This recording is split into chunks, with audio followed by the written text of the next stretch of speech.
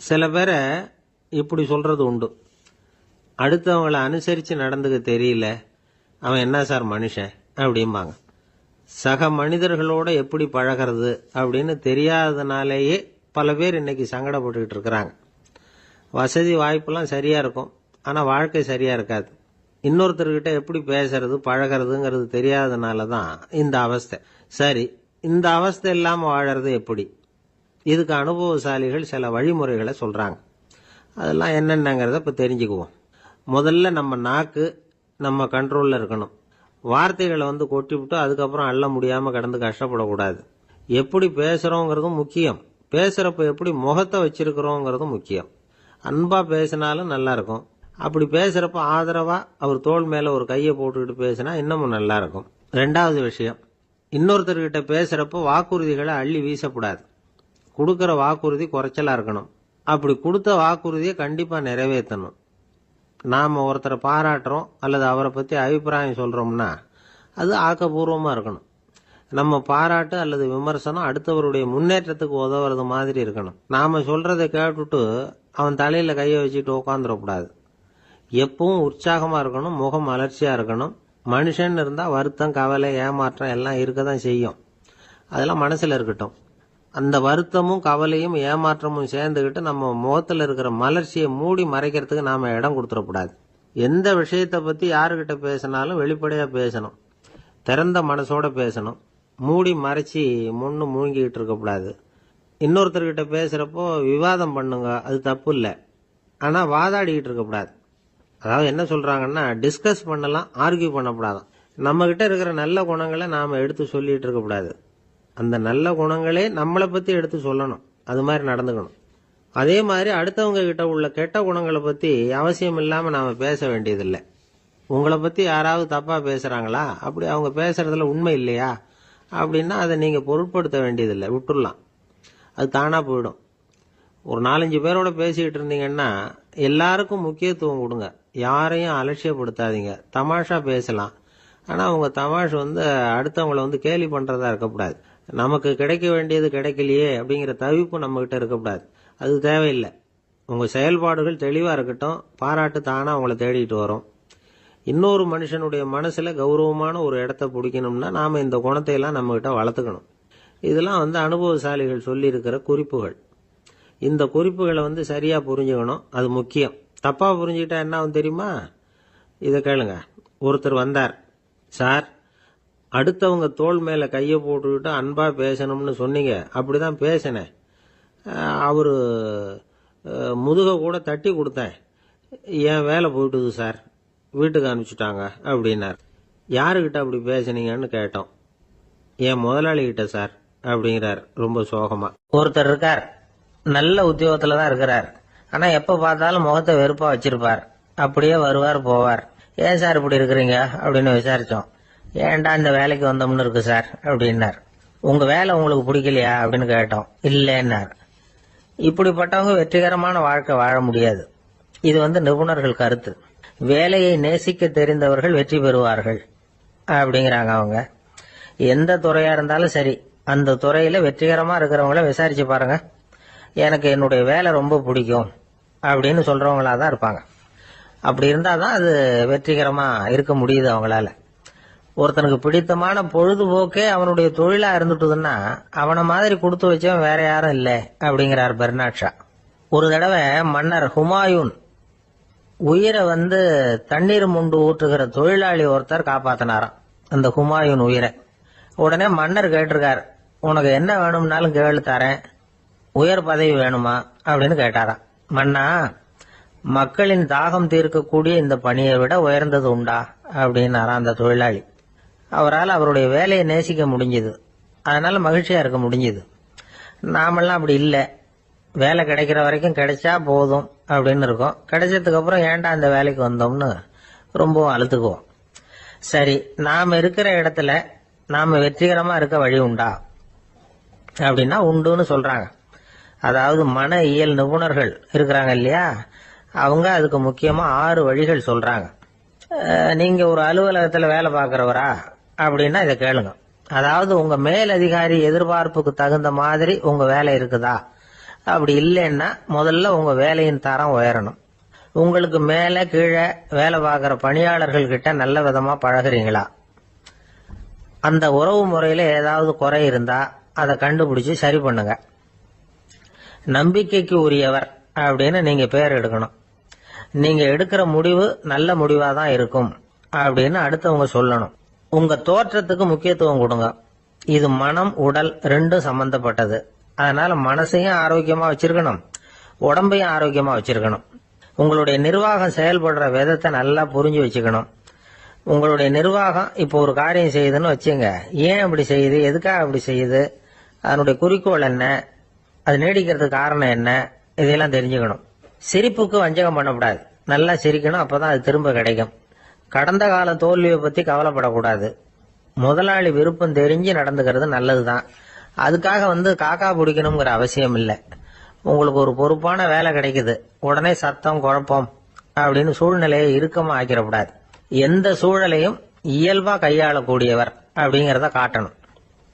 இதெல்லாம் உங்கள் துறையில நீங்கள் வெற்றி பெற நிபுணர்கள் சொல்ற யோசனைகள். இவ்வளவு விவரமும் சொல்லிவிட்டு ஒருத்தரை பார்த்து கேட்டோம், இப்ப சொல்லுங்க, நீங்க செய்யற வேலை உங்களுக்கு பிடிச்சிருக்குதா அப்படின்னா. ரொம்ப ரொம்ப பிடிச்சிருக்குது அப்படின்னார். சரி, என்ன செஞ்சிட்டு இருக்கிறீங்க அப்படின்னு கேட்டோம். சும்மா தான் இருக்கிறேன் அப்படின்னார் அவர். இந்த உலகமே ஒரு நாடக மேடை, நாம எல்லாரும் நடிகர்கள். இது ஞானிகள் சொல்றது. இது ஒரு பக்கம் இருக்கட்டும். இந்த உலகத்துக்குள்ள எத்தனையோ நாடக மேடைகள், எத்தனையோ நடிகர்கள், எத்தனையோ நாடகங்கள், இதெல்லாம் எப்படி ஆரம்பமாச்சு? அதுதான் இன்னைக்கு தகவல். அதாவது ஆதி மனிதன் பேச ஆரம்பிக்கிறதுக்கு முன்னாடி சைகையாலேயே எல்லாத்தையும் சொல்லிட்டு இருந்தான். அதனால அப்பவே நடிப்பு ஆரம்பமாயிட்டுது. முதல்ல ஒரு வேட்டையத்தான் அவன் நடிச்சு காட்டியிருப்பான். இவன் எப்படி போனான், எதிரில் மிருகம் எப்படி வந்தது, அதோட எப்படி சண்டை போட்டான், எப்படி அடிச்சு கொண்டுகிட்டு வந்தான், இதை அப்படியே மற்றவங்களுக்கு நடிச்சு காட்டியிருப்பான். ஏன்னா மொழி கிடையாது. இந்த காலத்துல எல்லாம் நாடகங்கள்ல நடிக்கிறவங்கள நடிகர்கள்ங்கிறோம். ஒரு காலத்துல இவங்களுக்கு என்ன பேர் தெரியுமா? திஸ்பியர்கள் அப்படின்னு பேராம். இதுக்கு காரணம் உண்டு. அதாவது 2000 வருஷத்துக்கு முன்னாடி கிரீஸ் நாட்டுல திசிபியஸ் அப்படின்னு ஒரு ஆள் இருந்தான். அவன் ஒரு பெரிய நாடக கலைஞன். அவன் சில இளைஞர்களை சேர்த்துக்கிட்டான், பயிற்சி கொடுத்தான், நாடக குழுவை உருவாக்கினான். நடிகர்களையும் நாடகத்துக்கு தேவையான பொருள்களையும் ஏற்றிக்கிட்டு போறதுக்கு ஒரு வண்டியையும் தயார் பண்ணான். அந்த வண்டியிலேயே அவன் கிரேக்க நாடு பூராவும் சுத்தினான். ஊர் ஊரா நாடகம் போட்டான். ஒரு ஊருக்கு போனதும் அங்கே நாடகம் நடத்த தியேட்டர் இருக்கா அப்படிங்கலாம் பார்க்கறது இல்லை அவன். ஏன்னா அப்போலாம் தியேட்டர்னா என்னன்னு தெரியாது. நாடகம்னா அதை ஒரு மூடிய கொட்டைக்குள்ளதான் நடத்தணுங்கிறது அப்ப யாருக்குமே தோணலை. இந்த வண்டி போகும், அதுவே ஒரு பகுதி அப்படியே ஒரு மேடை மாதிரி விரிச்சுக்கும். அதுல ஏறி நின்றுக்கிட்டு நாடகத்தை நடிச்சு காட்டுவாங்களாம். மக்கள்லாம் எதிரில் தரையில் உட்காந்து அதை பார்த்துக்கிட்டு இருக்கிறது. உலகத்தின் முதல் நடமாடும் தியேட்டர் இதுதானா. இந்த திசிபியஸ் தான் முதலா உலகத்துல நாடகம்ங்கிற பொழுதுபோக்க நடத்தி காட்டினவன் அப்படின்னு சொல்றாங்க. அவன் சொந்தமா நாடகம் எழுதுனா, நடிச்சான், நாடகத்தை இயக்கினான். அதனாலதான் அவனை first man of the theatre அப்படின்னு சொல்லுவாங்க. அவன் தான் நாடக மேடையின் முன்னோடி. கிரேக்கர் காலத்திலேயே நாடக ஆசிரியர்கள், நடிகர்கள், ரசிகர்கள் இவங்கெல்லாம் உருவாயிட்டாங்களாம். நாடகத்தின் சரித்திரத்துல இந்த 3 பிரிவும் ரொம்ப முக்கியம். அதாவது கிரேக்க தியேட்டர்கள்லாம் திறந்த வெளி மேடைகள் தான். பெரும்பாலும் மலைச்சரிவுகள், அதுவே படிப்படியா பண்ணியிருப்பாங்க. கீழே அரைவட்ட வடிவில் மேடை, அதுக்கு ஆர்கெஸ்ட்ரான்னு பேரு. பிற்காலத்தில் இதில் உட்காந்து இசைக்குழுவினர் வாய்ச்சதுனால இசைக்குழுவுக்கே ஆர்கெஸ்ட்ராங்கிற பேர் வந்துட்டுது. இப்போ கிரேக்க தியேட்டர்களில் ஒன்று, அதோட காலம் கிமு 340. அதை இன்னமும் பாதுகாத்து வச்சிருக்கிறாங்களாம். எபிடாரஸ் அப்படிங்கிற இடத்துல அது இருக்குதான். இன்னமும் அந்த தியேட்டரை பயன்படுத்திக்கிட்டு வர்றாங்களாம். சிறந்த கிரேக்க நாடகங்கள்லாம் அங்கே நடிக்கிறாங்களாம். ஆரம்ப காலத்திலேயே கட்டணம் கிடையாது. அப்புறம் பின்னாடி தான் நுழைவு கட்டணம்லாம் அப்படியே வந்துட்டு தான். நடிகர்கள் பளபளப்பான ஆடைகள் உடுத்தியிருப்பாங்களாம். இந்த குதிகால் உயர்ந்த காலணிகள் போட்டிருப்பாங்களாம். இதெல்லாம் பழைய குறிப்புகள். பலவிதமான உருவங்களில் மாஸ்க் அப்படின்னு சொல்லப்படுற முகமூடி. அதனால ஒரே நடிகர் பல வேடங்களில் நடிக்கிறது உண்டான். ஆரம்பத்தில் பெண் நடிகர்கள் கிடையாது, எல்லாம் ஆண் நடிகர்கள் தான். ரோமானியர்கள் தான் முதல் நிரந்தர நாடக மேடையை கட்டினவங்க. அதுதான் முதல் தியேட்டர். கிமு 1048 காலகட்டத்தில் பாம்பிங்கிற நகரத்தில் அதை கட்டியிருக்கிறாங்களாம். கிரேக்க ரோமானிய தியேட்டர்களின் அடிப்படையிலேயே இந்த இத்தாலிய வடிவ அமைப்பாளர்கள் இந்த குதிரை லாட வடிவில் ஒரு ஆடிட்டோரியத்தை உருவாக்கினாங்களாம். இப்படி அதை பற்றி நிறைய தகவல் இருக்குது. 1576 லண்டனில் இந்த வின்ஸ்பர்ரி, அப்புறம் இந்த பில்ட்ஸில், அப்புறம் ஜேம்ஸ் இப்படிங்கிற ஒரு முயற்சியால் தான் இங்கிலாந்தில் முதல் தியேட்டர் உருவாச்சான். அப்படி ஒருத்தர் இருந்தாராம். உலக நாடக மேடையின் வரலாறு இதுதான். அதாவது இப்பெல்லாம் அறிவியல் வளர்ச்சி அதிகமாயிட்டுது, திரைப்படம் தொலைக்காட்சி எல்லாம் வந்தாச்சு. ஒவ்வொரு வீடுமே ஒரு குட்டி தியேட்டர் மாதிரி ஆயிட்டுது. தொலைக்காட்சி முன்னாடி உட்காந்து எழுந்திருக்கவே மனசு வர்றதில்லை. ஒரு அம்மா ஒரு மனோதத்துவ டாக்டரை தேடிட்டு வந்தாங்களாம் இந்த காலத்தில். டாக்டர், எங்கள் வீட்டுக்காரர் எப்போ பார்த்தாலும் டிவி முன்னாடி உட்காந்துக்கிட்டு அதையே வெறிச்சு பார்த்துக்கிட்டு இருக்கிறார், உத்து பார்த்துக்கிட்டு இருக்கார், எனக்கு சந்தேகமாக இருக்குன்னாங்களாம். இது மனக்கோளாறு இல்லைங்க, ஆர்வ கோளாறு, அவ்வளவுதான், இதுக்காக பயப்படாதீங்கன்னாராம் டாக்டர். அப்படி இல்லை டாக்டர், டிவி ஓடும் பொழுது நாம் எல்லாம் அதை பார்க்குறோம் சரி, ஆனால் அவர் அப்படி இல்லை, டிவியை நிறுத்தினதுக்கு அப்புறமும் அதையே உத்து பார்த்துட்டு உட்காந்துருக்கிறார், அதனால தான் சந்தேகப்பட்டு உங்ககிட்ட வந்தேன் அப்படின்னாங்களாம். அள்ள அள்ள குறையாதது அட்சய பாத்திரம், அது நமக்கு தெரியும், கேள்விப்பட்டிருக்கிறோம். ஆனா போட போட நிரம்பாத ஒரு பாத்திரம் உண்டு. அது என்ன தெரியுமா? நம்மள பல பேருக்கிட்ட அந்த பாத்திரம் உண்டு. அதுதான் பேராசை அப்படிங்கிற பாத்திரம். அதை நிறைவு செய்யவே முடியாது. பேராசையை பத்தி சுஃபி இலக்கியத்துல ஒரு பிரபலமான கதை உண்டாம். அதை ஒரு பெரியவர் எடுத்து சொல்லியிருக்கிறார்.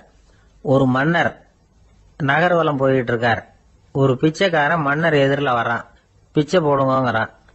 என்னுடைய அமைதியை கெடுக்காதே போங்கிறார் மன்னர். அவன் சிரிக்கிறான். அரசே, உங்களுடைய அமைதி கெடக்கூடிய நிலையில் இருந்தா அதுக்கு பேர் அமைதியே கிடையாது அப்படின்னு ஆனா.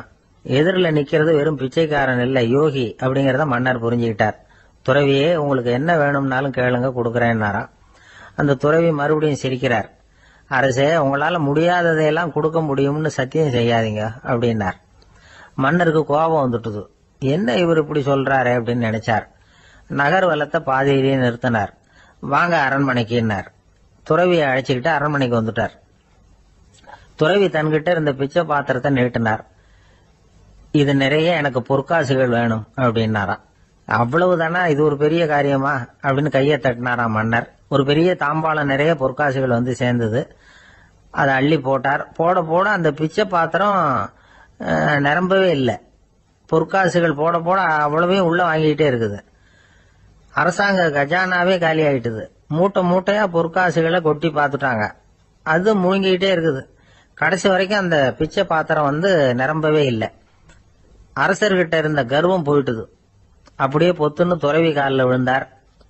அப்போ அந்த துறவி சொன்னாராம், மன்னா, இந்த பிச்சை பாத்திரத்தை உங்களால மட்டும் இல்ல, வேற யாராலையும் நிரப்ப முடியாது. அதுக்கு என்ன காரணம்னா, இது சாதாரண பிச்சை பாத்திரம் இல்ல, பேராசைகளோட வாழ்ந்து செத்து போன ஒரு மனிதனின் மண்டை ஓடுது அப்படின்னாராம். பாருங்க, இதுதான் அந்த சுஃபி இலக்கிய கதை. செத்த பிறகும் நிறைவு இல்லைன்னா அது எப்பேற்பட்ட பேராசையா இருக்கும்னு யோசிச்சு பாத்துங்க.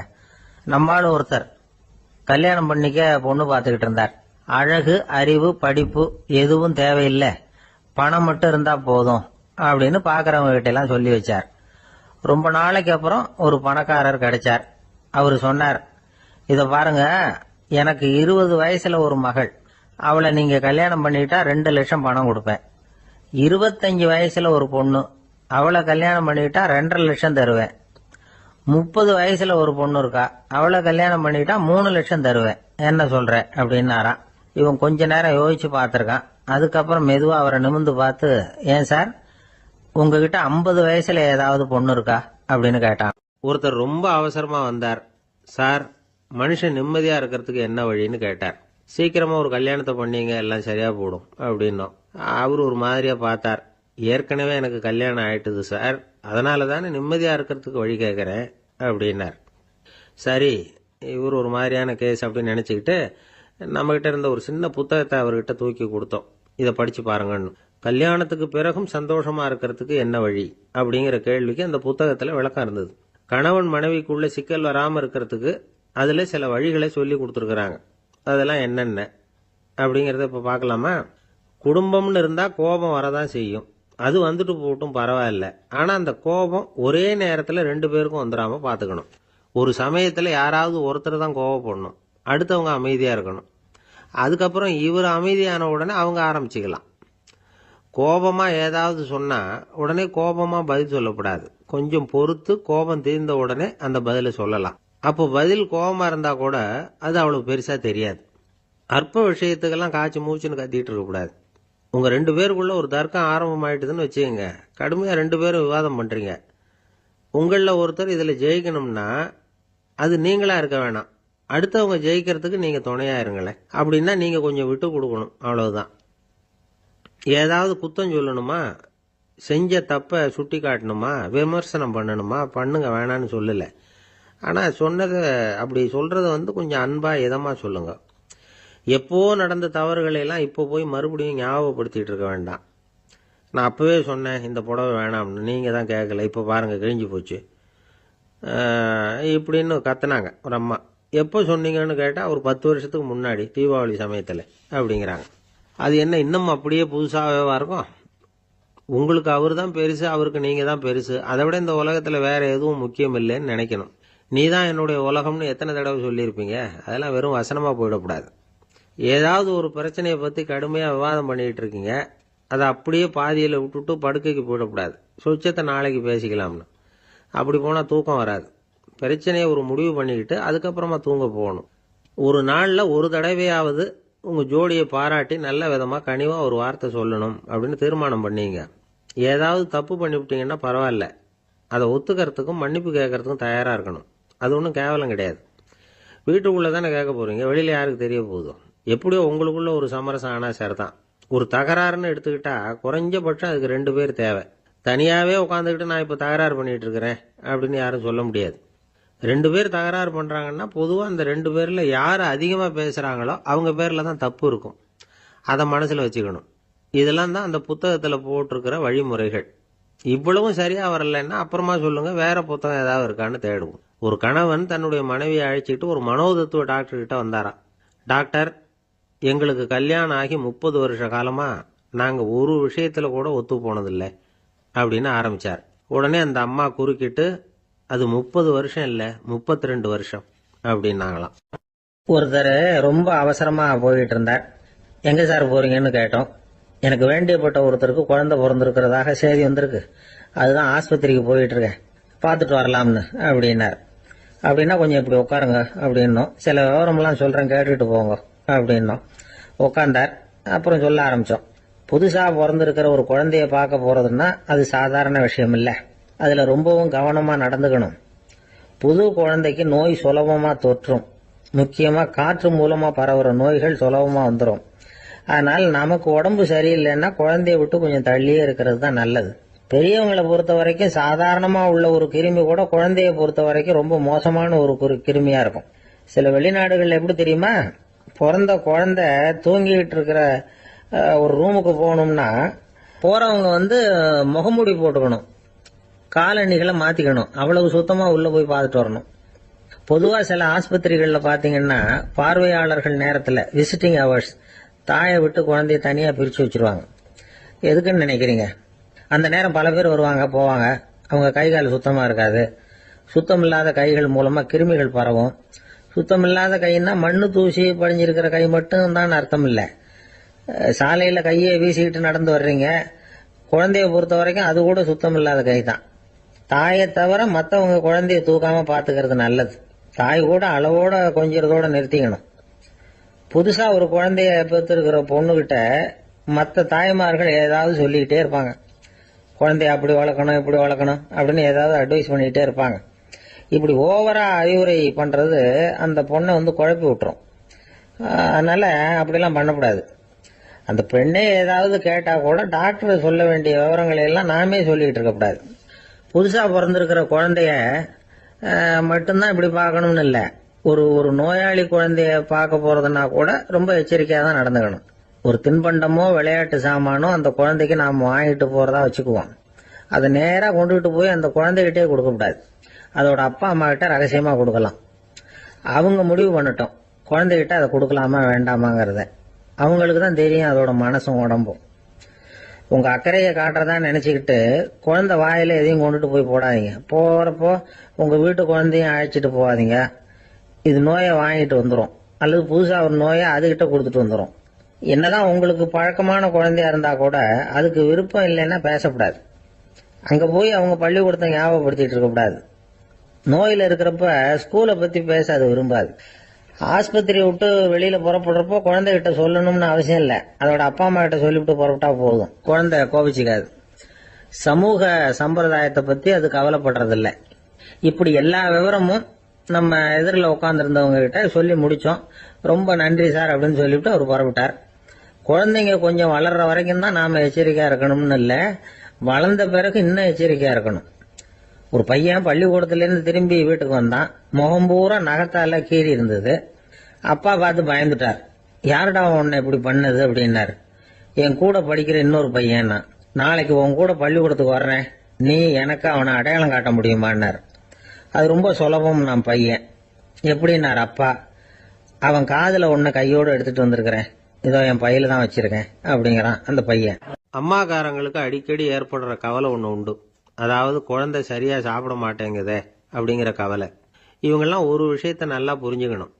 குழந்தைகள்ங்கிறவங்க பெரியவங்க மாதிரி இல்லை. அவங்க கடிகாரத்தில் மணியை பார்த்துட்டு சாப்பிட்றதுக்கு உட்கார்ற ரகம் கிடையாது. பசிச்சா சாப்பிடுவாங்க, இல்லைன்னா விளையாடுவாங்க அல்லது தூங்குவாங்க. அது புரியாம அவங்கள கட்டாயப்படுத்தி அல்லது மிரட்டி சாப்பிட வைக்கிறது ரொம்ப தப்பு. ஒரு 8 மாச குழந்தைக்கு 3 மணி நேரத்துக்கு ஒரு தடவை பசிக்கும். அந்த நேரம் பார்த்து சாப்பாடு கொடுத்தா அடம் பண்ணாம அது பாட்டுக்கு சாப்பிட்றோம். அதே குழந்தைக்கு 1 வயசு ஆகிறப்போ 4 மணி நேரத்துக்கு ஒரு தடவை பசிக்கும். இந்த வயசுல இயற்கையாவே பசி குறைஞ்சிருக்கும். அது புரியாம என் குழந்தை முன்னாடி மாதிரி இப்ப சரியா சாப்பிட மாட்டேங்கிறான் அப்படின்னு சில பேர் டாக்டர் கிட்ட போய் சொல்லிக்கிட்டு இருப்பாங்க. இன்னொரு விஷயம், ஒரு குழந்தைக்கு வயசு அதிகமாகிற வேகத்துக்கு உடம்பு எடையும் அதிகமாகிக்கிட்டே போவாது. உடம்பு எடை அதிகமாகிற வேகம் குறைஞ்சிக்கிட்டே வரும். 6 மாச குழந்தைக்கு ஒரு வாரத்துல 150 கிராம் எடை கூடும். ஒரு வயசுல வாரத்துக்கு 71 கிராம் எடை கூடும். இது புரியாம அதிகமா சாப்பாட்டை கொடுத்து குழந்தைய கஷ்டப்படுத்தக்கூடாது. ஏன்னா அளவுக்கு மீறின உணவு அஜீரணத்தை உண்டு பண்ணிவிடும். குழந்தைக்கு ஒரு தட்டில் கொஞ்சமா ஆகாரத்தை வச்சு கொண்டுட்டு போய் கொடுக்கணும். மலை மாதிரி குவிச்சு வச்சா அதை பார்த்ததுமே பசி அடங்கி போயிடும். அடிச்சு மிரட்டி பயமுறுத்தி குழந்தைய சாப்பிட வைக்கிற பழக்கம் இருக்கு பாருங்க, அதுக்கு ஃபுட் ஃபோர்சிங் அப்படின்னு பேரு. இப்படி பண்ணுனா குழந்தைக்கு சாப்பாட்டில் விருப்பம் குறைஞ்சிரும், அதை கண்டாவே வெறுக்க ஆரம்பிச்சிரும். அது மாதிரி உளம் சார்ந்த பசி குறைவு, சைக்கோஜெனிக் அனோரெக்சியா, அது ஏற்படுமா. சாப்பாடுங்கிறதே ஒரு தண்டனை மாதிரி தோணும். குழந்தைகளுக்கு பிடிச்ச மாதிரியான ஆகாரத்தை கொடுக்கணும். சத்து அதிகம் இருக்குங்கிறதுக்காக அதுக்கு பிடிக்காத ஆகாரத்தை கொடுத்து கட்டாயப்படுத்தக்கூடாது. குழந்தைகளுக்கு 2 வயசு ஆகிறப்போ இயற்கையாகவே எதிர்மறை குணம் உண்டாகும். அதாவது அந்த எதிர்மறையா பேசுறது. இது மாதிரி சமயங்கள்ல நாம என்ன சொல்றோமோ அதுக்கு நேர்மாறா நடந்துக்கும். ஏட்டிக்கு போட்டி. சாப்பிட சொன்னா விளையாட போவோம், விளையாட சொன்னா சாப்பாடு கேட்கும். இதை புரிஞ்சுக்கிட்டு நடந்துக்கணும். குழந்தை சொன்ன பேச்சை கேட்கலேன்னு கோவப்படக்கூடாது. குழந்தை வளர வளர பிடிவாத குணம் வர்றது சகஜம். கேட்டதை வாங்கி கொடுத்தாதான் சாப்பிடுவேன் அப்படின்னு பிடிவாதம் பண்ணும். வாங்கி கொடுத்து விடுறது தான் உத்தமம். நீங்களும் அதுகிட்ட பிடிவாதம் பண்ணிட்டு இருக்கக்கூடாது. ஏன்னா கேட்டது கிடைக்கலையேங்கிற ஏமாற்றம் கூட குழந்தையோட பசியை குறைச்சிரும். கேட்டது கிடைச்சுட்டா பசி அதிகமாகும். கொடுத்ததை மலமலன்னு சாப்பிட்றோம். குழந்தைகளுக்கு கண்ட கண்ட நேரத்தில் சாப்பிட்றதுக்கு எதையாவது வாங்கி கொடுத்துக்கிட்டு இருந்தா சாப்பாட்டு நேரத்தில் சாப்பிடாம அடம் பண்ண ஆரம்பிச்சிடும். பள்ளிக்கூடம் போகிற பிள்ளைங்க காலை உணவை சரியாக சாப்பிட மாட்டாங்க. அச்சம், அவசரம், பரபரப்பு இதெல்லாம் தான் காரணம். பள்ளிக்கு புறப்படுறதுக்கு ஒரு 3/4 மணி நேரத்துக்கு முன்னாடியே சாப்பாடு போட்டுருங்க, அது சரியாக போடும். படிக்கிற குழந்தைகள் உடல் சோர்வு, மனச்சோர்வு இது காரணமாக கூட சாப்பிட மறுக்கிறது உண்டு. இப்போ உதாரணமாக சாயந்தரம் விளையாடி விட்டு வீட்டுக்கு வந்ததும் சாப்பிட சொன்னால் வேணாம்பாங்க. இது உடல் சோர்வு. ரொம்ப நேரம் வீட்டு பாடங்களை செஞ்சு முடித்த கையோடு சாப்பிட சொன்னாலும் அவங்களால சரியாக சாப்பிட முடியாது. இது உளச்சோர்வு, அதாவது மனச்சோர்வு. இதை தவிர குழந்தைகளுக்கு உடல் நலக்குறைவு ஏற்பட்டால் கூட சாப்பிட மறுக்கிறது உண்டு. சில மருந்து மாத்திரைகள் கூட பசியை குறைச்சிரும். அதனால் சரியாக தெரிஞ்சுக்கிட்டு குழந்தைகளை சாப்பிட வைக்கணும். அது புரியாமல் கையில் சாப்பாட்டு தட்டை வச்சுக்கிட்டு குழந்தைகளை விரட்டிக்கிட்டு அலையக்கூடாது. ஒரு சின்ன பையன் சொன்னான், எங்கள் அம்மா சாப்பாடு போடுறது தெரிஞ்சா நான் உடனே வீட்டை விட்டு வெளியில் ஓடி போடுவேன் அப்படின்னா. ஏன் அப்படி பண்ணுறேன்னு கேட்டோம். எங்கள் அப்பா கூட அது மாதிரி தான் சார் பண்ணுவார் அப்படிங்கிறான். ஒரு கடைக்கு போனேன், 5 ரூபா பணத்தை எடுத்து கொடுத்தேன். ஒரு தினசரி பத்திரிகையை கேட்டேன். அவரு உடனே அங்கே அடுக்கி வச்சிருந்த பத்திரிகையில் ஒன்று எடுத்து என் கையில் கொடுத்தார், வாங்கிக்கிட்டேன். மீதி பணத்தை எடுத்தார், அதையும் என் கையில் கொடுக்கணும்ல, கொடுக்கல. எதிரில் இருந்த பலகையில் வச்சு எடுத்துக்க சொன்னார். எப்பவும் அவர் அப்படிதான் பண்ணுவார். நானும் எடுத்துக்கிட்டு வந்துடுவேன். இவர் ஏன் இப்படி பண்ணுறாருங்கிறது எனக்கு ரொம்ப நாளாக ஒரு சந்தேகம். ஒரு நாள் அவர்கிட்டயே அதை கேட்டுவிட்டேன். ஏங்க, நீங்கள் உங்கள் கடைக்கு வந்து பொருள்கள் வாங்குறவங்களுக்கு நீங்கள் பாக்கி சில்லறையை கொடுக்குறப்போ பலகையில் வச்சு விட்றீங்க, கையில் கொடுக்க மாட்டேங்கிறீங்களே, ஏன் அப்படின்னு கேட்டேன். காசை கையில் கொடுத்தா நம்மகிட்ட இருக்கிற லட்சுமி போயிடுவா சார் அப்படின்னார். அதாவது பணம் செலவாயிடும் அப்படின்னு அர்த்தமா. இன்னொரு நண்பர், அவர் ஒரு நாள் வழக்கத்துக்கு மாறா ரொம்ப சோகமாக உட்காந்துருக்கிறார். ஏங்க என்னாச்சு, ஏன் இப்படி கப்பலே கவிழ்ந்தது மாதிரி உட்காந்துருக்கிறீங்க அப்படின்னு கேட்டேன். கப்பலே கவிழ்ந்திருந்தா கூட நான் இப்படி கவலைப்பட மாட்டேன் சார், வேற ஒன்று நடந்து போச்சுன்னார். என்னன்னு கேட்டேன். என் உச்சந்தலையில பள்ளி ஒன்று விழுந்துட்டுதுன்னார். அதுக்காகவா இப்படி அப்படின்னு ஆச்சரியப்பட்டேன். ஆமாங்க, பள்ளி உச்சந்தலையில விழுந்தா பலன் என்னன்னு பஞ்சாங்கத்தில் பார்த்தேன், மரணம்னு போட்டிருக்கு அப்படின்னு சொல்லிவிட்டு அவர் தொடர்ந்து கவலைப்பட ஆரம்பிச்சிட்டார். இப்படியும் ஒருத்தர், என் கூட வேலை பார்க்குற ஒருத்தர் எப்படி தெரியுமா, தினமும் வலது காலை வச்சு தான் ஆபீஸுக்கு உள்ள நுழைவார். என்னைக்காவது தவறுதலா இடது காலை வச்சு உள்ள வந்துட்டார்னா அன்னைக்கு பூரா மனசு சங்கடப்படுவார், எந்த வேலையும் சரியா ஓடாது. கேரம் போர்டு ஆடுற ஒருத்தர் எப்ப ஆட உட்காந்தாலும் ஸ்ட்ரைக்கரை கை தவறி கீழே விழற மாதிரி பண்ணி அதுக்கப்புறம் அதை எடுத்துக்கிட்டு ஆட உட்காருவார். ஏன்னா எப்போ ஒரு தடவை நிஜமாவே அது வந்து கை தவறி கீழே விழுந்திருக்குது, அன்னைக்கு பிரமாதமா ஜெயிச்சுட்டார். உடனே ஒரு முடிவுக்கு வந்துட்டார், கை தவறுனா லாபம் அப்படின்னு. அதுக்கப்புறம் அதையே பழக்கமாக்கிக்கிட்டார். பூனை குறுக்க போனா சகனம் சரியில்லைன்னு நினைக்கிறவங்க உண்டு. ஆனா ஒருத்தர் எப்படி தெரியுமா, அவர் வெளியில கிளம்புற சமயம் பக்கத்து வீட்டு ரேடியோவில் மியாவ் மியாவ் பூனை குட்டின்னு பாட்டு சத்தம் கேட்டா கூட போதும், சகனம் சரியில்லைன்னு பிரயாணத்தை கேன்சல் பண்ணி விடுவார். இப்ப இவ்வளவு எதுக்கு சொல்றோம்னா, அளவுக்கு மீறின சகுன நம்பிக்கைகள் இருக்கு பாருங்க, இதோட பயமும் சேர்ந்துகிட்டதுன்னு வச்சுக்கோங்க, இது ஒருத்தருடைய மனநிலையை பாதிச்சிடும். இது வந்து உளவியல் நிபுணர்கள் சொல்ற கருத்து. வாழ்க்கையே தடுமாற வச்சிரும். பாதுகாப்பு இல்லாத உணர்வு, ஒரு விதமான டிப்ரெஷன் மனநிலை, இதெல்லாம் தான் இதுக்கு காரணமா அமையலாம். சில பேர் காய்கறி நறுக்க கத்திய கையில் எடுத்தா கூட நேரம் சரியா இருக்கா அப்படின்னு பார்த்துட்டு தான் வேலையை ஆரம்பிக்கிறது வழக்கம். அறிவு தான் மனசுக்கு வாத்தியாரா இருக்கணும், அப்பதான் வாழ்க்கை வந்து நிம்மதியா இருக்கும். அறிவு வந்து மனசு சொல்றபடியெல்லாம் கேட்க ஆரம்பிச்சுட்டுதுன்னா இடைஞ்சல் தான். ஒருத்தருக்கு 7ஆம் நம்பர் தான் ராசியான நம்பராம். 7ஆம் தேதி தான் எந்த காரியத்தையும் ஆரம்பிப்பாராம். 7 எழுத்து வர்றது மாதிரி பேரை மாத்தி வச்சுக்கிட்டார். 7 மணிக்கு தான் தினமும் எழுந்திருப்பார். 7ஆம் நம்பர் வீட்டில் தான் குடியிருக்கார். கல்யாணம் கூட 7ஆம் தேதி தான் பண்ணிக்கிட்டார். அவர் ஒரு நாள் குதிரை பந்தயத்துக்கு போனாராம். குதிரையோட பேரையெல்லாம் பார்த்தார். ஒரு குதிரையோட பேர் 7 எழுத்துல அமைஞ்சிருந்தது. 7 தானே இவருக்கு அதிர்ஷ்ட நம்பர். அதனால உடனே அது பேர்ல பணத்தை கட்டினார். பந்தயம் நடந்தது. என்ன சார் ஆச்சுன்னு கேட்டாங்க. நான் பணம் கட்டின அந்த என்னோட குதிரை 7ஆவதா வந்து சேர்ந்தது சார் அப்படின்னாராம். ஒரு அரசனும் அமைச்சரும் ஒரு நாள் ரொம்ப சாவகாசமா பேசிட்டு இருந்தாங்களாம். அரசன் அமைச்சரை பார்த்து ஒரு கேள்வி கேட்டிருக்கார். ஏங்க அமைச்சரே, ஆசை இல்லாத ஒரு மனுஷனால இருக்க முடியுமா அப்படின்னு. ஏன் முடியாது, துறவி அப்படிங்கிறவங்கெல்லாம் அப்படிப்பட்டவங்க தானே அப்படின்னாராம் அமைச்சர். அவங்கெல்லாம் உண்மையிலேயே ஆசையை விட்டவங்க தானா அப்படின்னு கேட்டாராம் ராஜா. அப்படிதான் இருக்கணும் அப்படின்னாராம் அமைச்சர். அப்படின்னா ஆசையே இல்லாத ஒரு உண்மையான துறவியை நான் பார்க்கணுமேன்னார். அது என்ன பிரமாதம், அதுக்கு நான் ஏற்பாடு பண்ணுறேன் அப்படின்னு விட்டார் இவர். சொல்லிவிட்டு உடனே புறப்பட்டு போனார். அங்கங்கே தேடினார். அப்புறம் தான் அவருக்கு புரிஞ்சுது உண்மை துறவியை கண்டுபிடிக்கிறது எவ்வளவு கஷ்டமான காரியம்னு. இருந்தாலும் ராஜா கிட்ட சொல்லியாச்சே உண்மை துறவியை காட்டுறேன்னு. இப்போ என்ன பண்ணுறது, ராஜா கிட்ட சொன்னபடி நடக்கலைன்னா அவருக்கு கோபம் வந்துடும். அமைச்சர் ஒரு யோசனை பண்ணார்.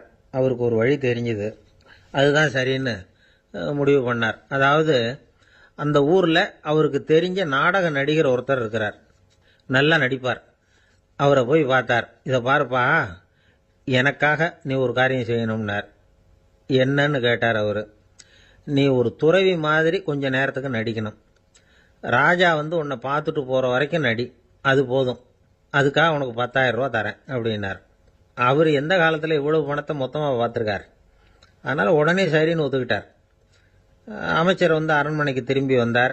என்ன அமைச்சரே, இன்னுமா ஒரு உண்மையான துறவி கிடைக்கலன்னார். உண்மையான துறவி ஒருத்தரை இப்போ தான் கொஞ்ச நேரத்துக்கு முன்னாடி பார்த்து பேசிவிட்டு வர்றேன். அவர் நம்ம ஊருக்கு வெளியில் குளத்தங்கரையில் உள்ள ஒரு ஆலமரத்துக்கு அடியில் உட்காந்துருக்கிறார் அப்படின்னார் இவர். அப்படின்னா உடனே புறப்படுங்க அப்படின்னார் ராஜா. பரிவாரங்களோடு புறப்பட்டார். அங்கே அந்த மரத்தடியில் அந்த ஆள் வேஷம் போட்டுக்கிட்டு துறவி மாதிரி உட்காந்துருக்கிறான். ராஜா நேராக போனார். அந்த துறவி காலில் பொத்துன்னு விழுந்து வணங்கினார். உடனே ராணியும் அவர் காலில் விழுந்தாங்க. அடுத்தபடியாக அமைச்சர் விழுந்தார். அவருக்கு தெரியும் இது நம்ம ஆள் தான்னு. இருந்தாலும் என்ன பண்ணுறது, நேரம். அப்புறம் பரிவாரங்கள்லாம் துறவி காலில் விழுந்து ஆசீர்வாதம் வாங்கிட்டாங்க. ராஜா அப்புறமா தங்கத்தட்டில் பொன்னையும் பொருளையும் வச்சு அந்த துறவிகிட்ட ரொம்ப பணிவாக நீட்டுறார். தாங்கள் தயவு பண்ணி இதை ஏற்றுக்கணும் அப்படின்னு வேண்டிக்கிட்டார். அந்த துறவி பற்றில்லாமல் அதை பார்த்தார். எல்லாத்தையும் திறந்துட்ட எனக்கு இதெல்லாம் எதுக்காக அப்படின்னு சொல்லி அதை மறுத்துட்டாராம். ஆஹா, உண்மையான துறவியை பார்த்துட்டோம் அப்படிங்கிற ஆனந்தம் அரசருக்கு. ரொம்ப நிம்மதியாக திருப்தியாக திரும்பி வந்தார் அரண்மனைக்கு. அதுக்கப்புறம் அமைச்சர் யாருக்கும் தெரியாமல் அந்த துறவிகிட்ட ஓடினார். சொன்ன பிரகாரம் பணத்தை நீட்டினார். இந்தப்பா, நான் உங்ககிட்ட சொன்னபடி 10,000 ரூபா பணம் எடுத்துக்கோ அப்படின்னார். அந்த ஆள் ராஜா கிட்ட சொன்னது மாதிரியே எல்லாத்தையும் திறந்துட்ட எனக்கு இதெல்லாம் எதுக்காக, வேணாம் அப்படின்னு விட்டாராம். நடித்த வரைக்கும் போதும்ப்பா, இனிமேல் இந்த நாடக வசனம்லாம் வேணாம், வேஷத்தை கலைச்சிரு, பணத்தை வாங்கிக்கோன்னார். இல்லைங்க, இது வேஷம் இல்லை, இது வசனமும் இல்லை, இது உண்மை. கொஞ்ச நேரம் துறவி மாதிரி நடித்ததுக்கே இந்த தேசத்து ராஜா, ராணி, அமைச்சர், பரிவாரங்கள் எல்லாம் என் காலில் விழுந்து வணங்குறாங்க. அப்படின்னா உண்மையான துறவியாக இருக்கிறது எவ்வளவு பெருமையான விஷயம். நான் உண்மையான துறவியாக ஆக போகிறேன், அப்படி முடிவும் பண்ணிட்டேன் அப்படின்னார் அந்த நடிகர். வேஷம் கூட எப்படிப்பட்ட விளைவுகளை உண்டு பண்ணுது பார்த்தீங்களா. நம்மால் ஒருத்தன் ரொம்ப வசதியாக தான் இருந்தான். ஒரு நாள் அவன் சொத்து பூரா திருட்டு போட்டுது. அதுக்கப்புறம் இவன் துறவி மாதிரி ஆயிட்டான். ஊர் ஊராக சுற்றினான். ஒரு குருநாதரை தேடி கண்டுபிடிச்சான். அவர்கிட்ட சீடனாக சேர்ந்துக்கிட்டான்.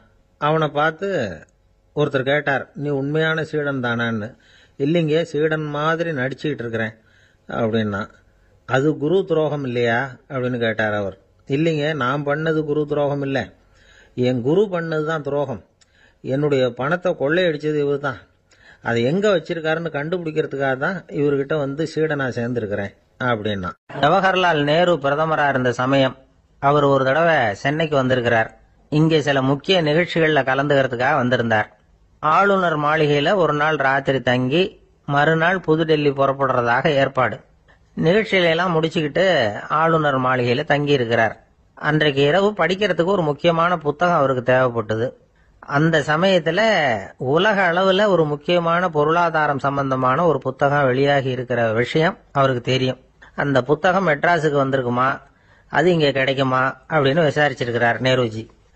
அவர் இப்படி கேட்ட உடனே அங்கே இருந்தவங்கெல்லாம் ரொம்ப பரபரப்பாக செயல்பட ஆரம்பிச்சுட்டாங்க. முக்கியமான இடங்கள்ல எல்லாம் விசாரிச்சிருக்கிறாங்க, அந்த புத்தகம் உங்ககிட்ட இருக்கான்னு. சென்னையில் உள்ள கன்னிமாரா நூல் நிலையத்துக்கு எப்படியும் அந்த புத்தகம் வந்திருக்கணும் அப்படின்னு ஒரு நம்பிக்கை. அங்கே விசாரிச்சாங்க. அந்த புத்தகம் 2 நாளைக்கு முன்னாடி தான் அங்கே வந்திருக்குது அப்படிங்கிற விஷயம் தெரிஞ்சுது. உடனே எல்லாரும் அங்கே ஓடினாங்க. அவங்களுக்கு இன்னொரு சந்தேகம், புத்தகம் வந்திருக்கு சரி, அது இந்த சமயத்தில் வேற யாரும் படிக்கிறதுக்கு எடுத்துட்டு போயிருக்கப்படாதே அப்படிங்கிற சந்தேகம். இருந்தாலும் மனசுக்குள்ள ஒரு தைரியம், இப்படி ஒரு புத்தகம் வெளிவந்திருக்கிற விஷயமே நேருஜி சொல்லி தான் நமக்கே தெரியும். அதுவும் இல்லாமல் உலக பொருளாதாரம் சம்பந்தமான ஏதோ ஒரு புத்தகம் அது. அதை போய் இந்த நேரத்தில் அவ்வளவு ஆர்வமாக யார் எடுத்துகிட்டு போயிட போகிறாங்க அப்படிங்கிற தைரியம். இந்த தைரியத்தோடு அந்த நூல் நிலையத்துக்கு ஓடினாங்க. புத்தகத்தை தேடுனா அது கிடைக்கல, யாரோ எடுத்துகிட்டு போயிருக்கிறாங்க. நேருவுக்கு மட்டுமே தெரிஞ்சிருந்த அந்த புத்தகம் பற்றின விஷயம் சென்னையில் வேற ஒருத்தருக்கும் தெரிஞ்சிருக்குது. உடனே எல்லாரும் பரபரப்பாக அந்த அதுக்குன்னு இருக்கிற ரிஜிஸ்டர் இருக்குல்ல, பதிவேடு, அதை புரட்டி பார்க்குறாங்க யார் எடுத்துகிட்டு போகிறாங்கன்னு தெரிஞ்சுக்கிறதுக்காக. எடுத்துகிட்டு போனவங்க அதில் கையெழுத்து போட்டிருப்பாங்கல்ல, அதை பார்த்து யாருன்னு தெரிஞ்சுக்கலாம் அப்படிங்கிறதுக்காக தான் அதை புரட்டுறாங்க. அதோ அந்த புத்தகத்தோட பேர் பக்கத்தில் அதை எடுத்துக்கிட்டு போனவங்க கையெழுத்து உத்து பார்க்குறாங்க எல்லாரும். அதில் போட்டிருக்குது பேர் CN அண்ணாதுரை அப்படின்னு எழுதியிருந்தது. அவர் தான் பேரறிஞர் அண்ணா. நேரு படிக்க விரும்பின ஒரு புத்தகத்தை அதே நேரம் படிக்க விரும்பின இன்னொரு தலைவர் இவர். படிக்கிறதுல அவருக்கு இருந்த ஆர்வத்தை நாம தெரிஞ்சுக்கணும்னா அதுக்கு எவ்வளவோ சம்பவங்கள் இருக்கு. கடைசி காலத்தில் அவர் அடையாறு மருத்துவமனையில் படுத்திருக்கிறார். அவருக்கு ஒரு முக்கியமான அறுவை சிகிச்சை செய்ய வேண்டியிருக்குது அவசரமா. அமெரிக்காவிலிருந்து டாக்டர் மில்லர் வந்திருக்கிறார். அவர்கிட்ட கேட்கிறார், டாக்டர் நாளைக்கே அறுவை சிகிச்சை செய்ய போறீங்களா அப்படின்னு. ஆமாங்கிறார் டாக்டர் மில்லர். நாளைக்கு மறுநாள் செஞ்சுக்கிறேனே அப்படின்னாரா அண்ணா. ஏன் ஏதாவது நாள் பார்க்குறீங்களான்னு கேட்டிருக்கார். இல்லை, ஒரு புத்தகத்தை படிச்சுக்கிட்டு இருக்கிறேன், அதை நாளைக்குள்ளே முடிச்சிருவேன், அதுக்கப்புறம் நான் இறந்தாலும் கவலை இல்லை அப்படின்னாரா இவர். அவர் தான் அறிஞர் அண்ணா. சங்ககால நூல்கள்லேருந்து சமீபத்தில் வந்த நூல்கள் வரைக்கும் எல்லாம் அவர் படிச்சிருக்கிறார். ஒரு திருமண விழாவில் அவர் பேசும்பொழுது சொன்ன விஷயம் இது. சங்க காலத்தில் காதலியை மணக்க விரும்புகிறவனுக்கு அவனுடைய தந்தை வீர சோதனைகள்லாம் வைப்பாரு. போய் புலிப்பல்லு கொண்டுகிட்டு வா, அப்போதான் என் பொண்ணை கொடுப்பேன் அப்படின்னு சொல்லுவார். காதலன் உடனே காட்டுக்கு போவான், ஒரு புலியை கொன்று அதனுடைய பல்லை கொண்டுகிட்டு வருவான். அதை வீர பதக்கத்தில் பதிச்சு அவனுக்கு மாமனார் சூட்டுவார் கல்யாண சமயத்தில்.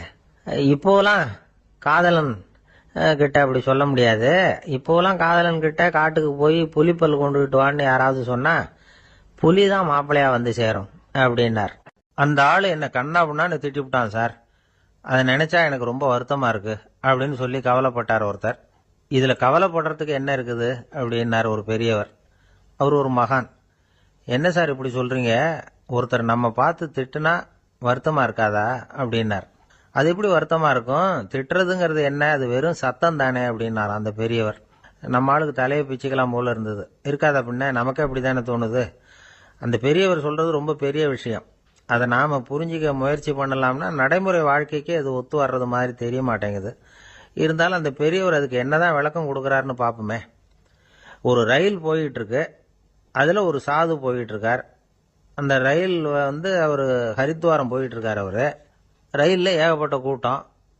நம்ம ஊர் ரயில் கேட்க வேணும், டிக்கெட் வாங்கிட்டு கொஞ்சம் பேர், வாங்காத கொஞ்சம் பேர். அது என்னத்துக்கு அனாவசியமா டிக்கெட் அப்படிங்கிற நினைப்புல பாதி பேர். இந்த கூட்டத்துக்கு மத்தியில அந்த சாதுவும் போயிட்டு இருக்கிறார். உட்கார்றதுக்காக இருந்த இடத்துல ஒரு ஆள் படுத்திருக்கிறான், கொஞ்சம் முரட்டு ஆசாமி. அவன் காலு பக்கத்துல கொஞ்சோண்டு இடம் பாக்கி இருந்தது. அந்த இடத்துல இந்த சாது உட்காந்துருந்தார். மெதுவா உட்காந்துக்கிட்டார் போய். ஆனா அந்த ஆளு ராத்திரி பூரா இவரை காலால உதச்சிக்கிட்டே இருக்கிறான். அது இவருக்கு ரொம்ப அவமானமா பட்டுது. அதனால துக்கம் ஏற்பட்டது. இருந்தாலும் அதை ஒரு மாதிரியா சகிச்சுக்கிட்டே இவர் வந்து சேர்ந்தார். பொழுது விடிஞ்சது. அந்த சாது ஹரித்வார் வந்து சேர்ந்தார். அங்க ஒரு பெரிய ஞானியை சந்திச்சார். ராத்திரி ரயில்ல அந்த ஆள் உதைச்சதையும் அதனால தனக்கு ஏற்பட்ட துக்கத்தையும் இந்த சாது அந்த ஞானி கிட்ட சொன்னார். சொல்லிவிட்டு, ஏன் சுவாமி, எனக்கு துக்கம் ஏற்பட்டதே அது தப்பா அப்படின்னு கேட்டார். தவறுதான் அந்த ஞானி. உனக்கு இன்னமும் தேக அபிமானம் போகலேங்கிறது தான் அது காட்டுது. அஷ்டாவக்கிரர் என்ன சொல்றார் தெரியுமா, உண்மையான ஞானி யாராவது தன்னை வந்தனை செய்தால் அதற்காக சந்தோஷப்பட மாட்டார், யாராவது நிந்தனை செய்தால் அதற்காக வருத்தப்பட மாட்டார் அப்படின்னு சொல்றார். நிந்தனைங்கிறது ஒரு ஒலி தான். தேகாபிமானம் இருக்கிற வரைக்கும் இந்த ஒலி நம்மளை வேதனைப்படுத்தும்.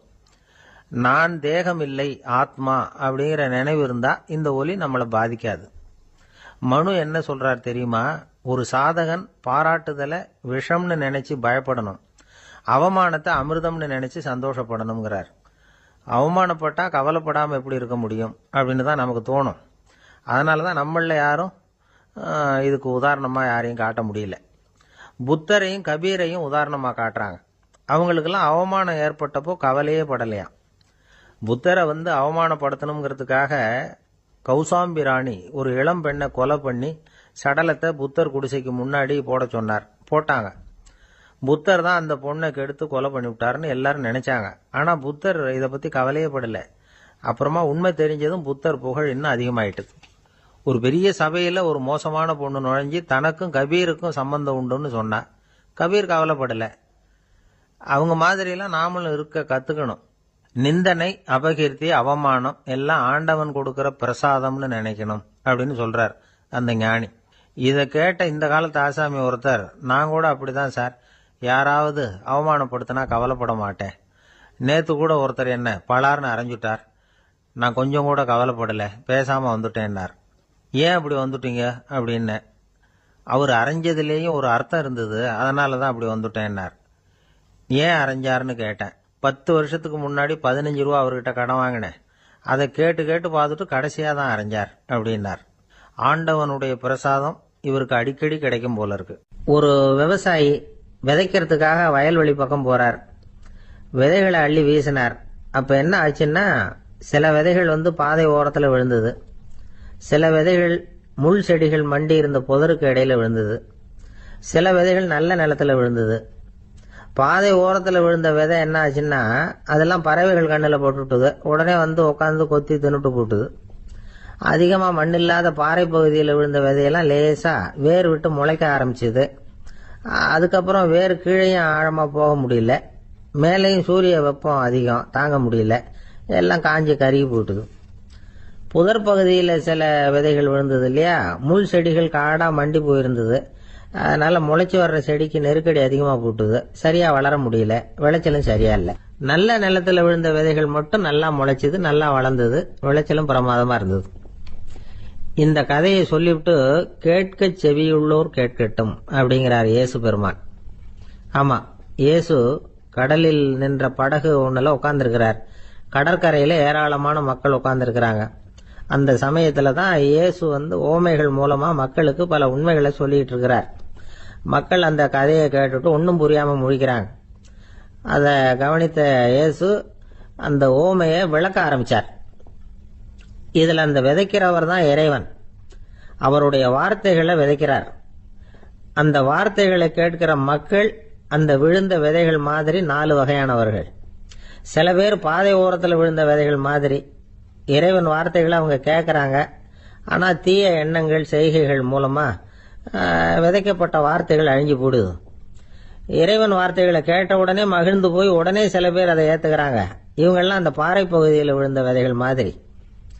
அதனால இவங்கெல்லாம் வேறு இல்லாதவங்க, கொஞ்ச காலத்துக்கு இறை வார்த்தைகளுக்கு கீழ்ப்படிந்து நடப்பாங்க. அதனால ஏதாவது இடைஞ்சல் ஏற்பட்டா உடனே தடுமாறுவாங்க, தங்கள்கிட்ட இருக்கிற நல்ல பண்புகளை விட்டுட்டு பாவ வழிகளுக்கு போயிடுவாங்க. முள் செடிகளுக்கு இடையில விழுந்த விதைகள் மாதிரி உள்ளவங்க யாருன்னா, இவங்களுக்கு உலக கவலை உண்டு, செல்வத்தின் மீது மயக்கம் உடையவர்கள், உலக ஆசைகள் இவங்களுக்குள்ள புகுந்துடுறதுனால அங்க இருக்கிற நல்ல பண்புகள் மறைஞ்சு போயிடுது. அதனால அவங்களும் உபயோகம் இல்லாதவங்களா ஆயிடுறாங்க. நல்ல மனிதர்கள் நல்ல நிலத்துல விழுந்த விதைகளுக்கு ஒப்பானவர்கள். இவங்க இறை வார்த்தையை கேட்கறாங்க, அதை ஏத்துக்கிறாங்க, அவங்களும் நல்லபடியா வாழறாங்க, அடுத்தவங்களுக்கும் உபயோகமா இருப்பாங்க. இதுதான் இயேசு சொன்ன விளக்கம். நல்ல வார்த்தைகளை கேளுங்கள், நல்ல வார்த்தைகளை ஏற்றுக்கொள்ளுங்கள், அடுத்தவங்களுக்கு உபயோகமா இருங்க. இதுதான் பெரியவங்கள்லாம் நமக்கு சொல்லுகிற உபதேசம்.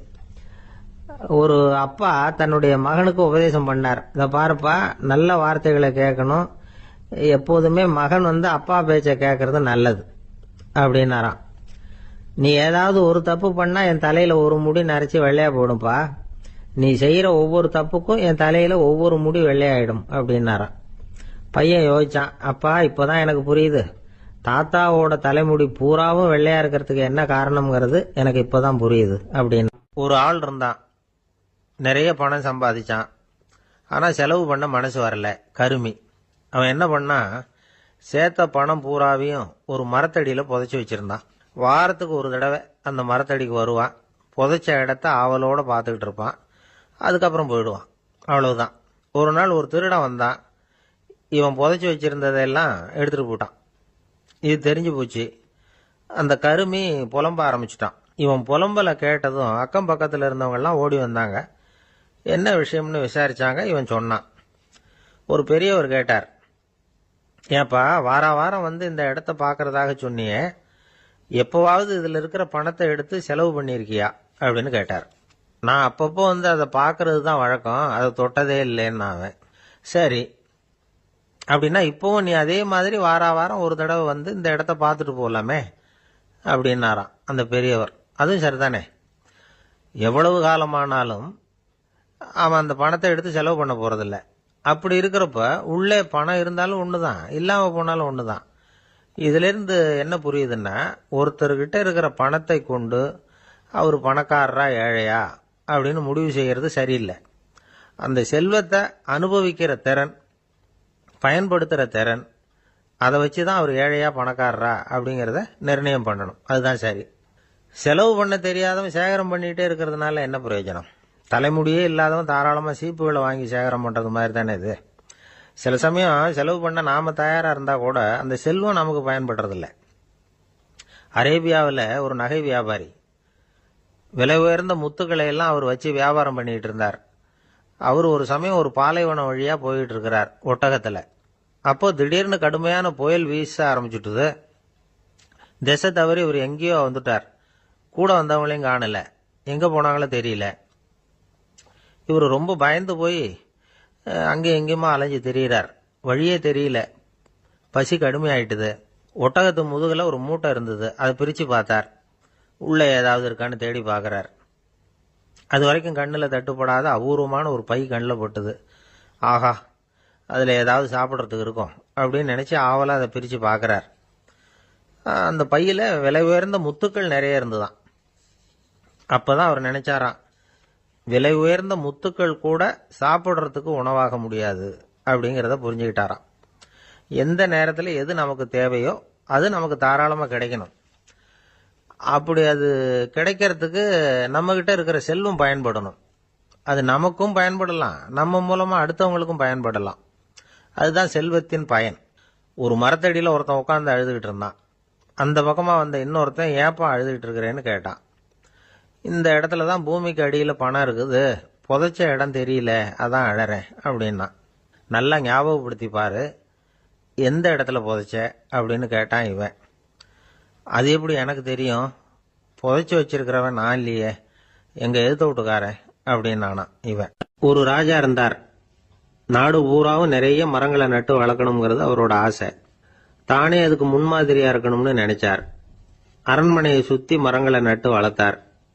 இதை பார்த்துட்டு ஜனங்களும் அவங்கவுங்க வீட்டை சுத்தி மரக்கன்றுகளை நட்டு வளர்த்தாங்க.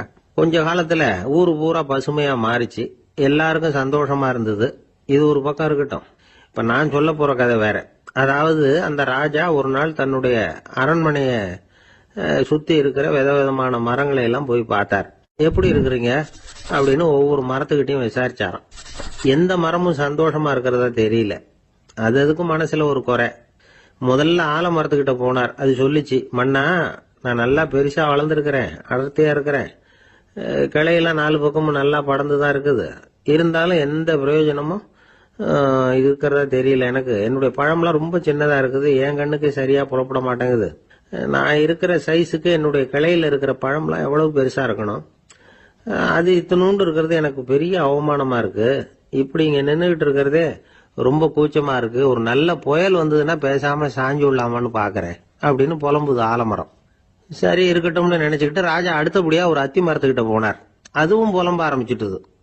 நான் கூட பெரிய மரம் தான், இல்ல இலையெல்லாம் அழகா தான் இருக்குது, பழம் அழகா இருக்குது, இருந்தாலும் உள்ள விஷயம் இல்லையே, அத்தி பழத்தை புட்டு பார்த்தா அத்தனையும் சொத்த அப்படின்னு பழமொழியே உண்டாயிட்டுதே.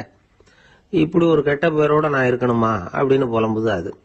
சரி இது இருக்கட்டும் அப்படின்னு சொல்லி அடுத்தபடியா வேப்ப மரத்துக்கிட்ட போனார். அது தன்னுடைய வேதனையை வெளியிட்டது. எனக்கு எவ்வளவோ மருத்துவ குணங்கள்லாம் இருக்கிறதா சொல்லிக்கிறாங்க, இருந்தாலும் என்ன பிரயோஜனம், என்னுடைய பழத்தை மனிதர்கள் யாரும் விரும்பி சாப்பிடுறது இல்லையே அப்படின்னுது. ராஜா அடுத்தாப்புல இருந்து ஒரு பனை மரத்துக்கிட்ட போனார். நான் நல்லா உயரமா தான் வளர்ந்துருக்கிறேன், மற்ற மரங்கள்லாம் என்னை வந்து அண்ணாந்து தான் பார்க்கணும், இருந்தாலும் என்கிட்ட நிழலுக்காக யாரும் வந்து ஒதுங்கிறது இல்லையே அப்படின்னுது. என்ன இது எல்லா மரமும் இப்படி திருப்தி இல்லாம இருந்துகிட்டு இருக்குதே அப்படின்னு நினைச்சுக்கிட்டே ராஜா அடுத்தபடியா அங்க இருந்த ஒரு பைன் மரத்துக்கிட்ட போனார். அழகா உயரமா பசுமையா தான் இருந்தது, ஆனா பழமோ பூவோ கிடையாது. அதை நினைச்சு அது வருத்தப்பட்டுக்கிட்டு இருக்குது. ஓக் மரம் அது ஒன்று நின்றுட்டு இருந்தது. அது என்ன சொல்லிச்சுன்னா, இலையுதிர் காலத்துல என் மேல இருக்கிற எல்லா இலைகளும் உதிர்ந்து போடுது, முடி கொட்டின மனிதர்கள் மாதிரி மொட்டையா நான் நிக்க வேண்டி இருக்குது, என்ன வாழ்க்கை இது அப்படின்னு சொல்லி அழுத்துக்கிட்டது. சரி புளிய மரம் என்ன சொல்லுது பாப்போம்னு அதுகிட்ட போனா, என்னுடைய நிழல்ல யாருமே தங்க மாட்டாங்க, உடம்புக்கு சூடுன்னு ஒதுங்கி போயிடுவாங்க, அடிமரத்தை பாத்தீங்கன்னா பட்டையெல்லாம் உறிஞ்சி பாக்குறதுக்கு கேவலமா இருப்பேன் அப்படின்னுது அது. முருங்கை மரம் என்ன சொல்லிச்சு தெரியுமா, என்னுடைய இலை காயெல்லாம் சாப்பிட்றவங்களுக்கு சத்து கொடுக்கறது வாசம் தான், ஆனா என் உடம்புல சத்தே கிடையாது, கொஞ்சம் வேகமா காத்து அடிச்சதுன்னா முறிஞ்சு விழுந்துடுறேன், என்ன வாழ்க்கை இது அப்படின்னு சொல்லி அது வருத்தப்பட்டது. ராஜா யோசனை பண்ணார், என்ன இது மரங்கள் வந்து பூமியின் வரங்கள்னு சொல்றோம், மழை பெய்யறதுக்கு அதுதான் காரணம், பூமி செழிப்பா இருக்கிறதுக்கும் அதுதான் காரணம், வீடு கட்டுறதுக்கு மரம், நாற்காலி செய்ய உபயோகப்படுத்துறதுக்கும் அதுதான் உபயோகப்படுது, மனுஷனுக்கு வேண்டிய ஆகாரங்களையும் கொடுக்குது, இப்படிலாம் இருந்தும் எல்லா மரமும் நிம்மதி இல்லாம இருந்துகிட்டு இருக்குதே அப்படின்னு நினைச்சார். அப்போ அங்க இருந்த ஒரு மகிழ மரம் அவர் கண்ணுல பட்டது. அந்த மரம் மட்டும் கொஞ்சம் நிம்மதியா மகிழ்ச்சியா இருக்கிறது மாதிரி தெரிஞ்சுது. உடனே ராஜா அதுகிட்ட போனார். உனக்கு மனசுல எதுவும் குறை இல்லையான்னு கேட்டார். இல்ல நான் சந்தோஷமா தான் இருக்கேன்னு அந்த மகிழ மரம். அப்படியான்னு ஆச்சரியமா கேட்டார் ராஜா.